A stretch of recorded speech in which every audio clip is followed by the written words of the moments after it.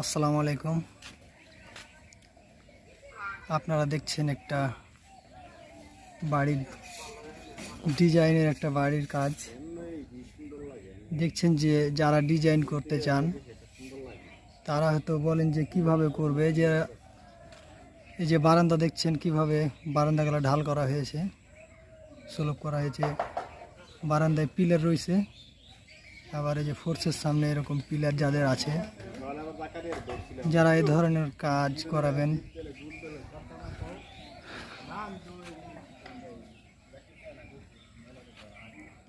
ভিডিওটি দেখতে থাকেন।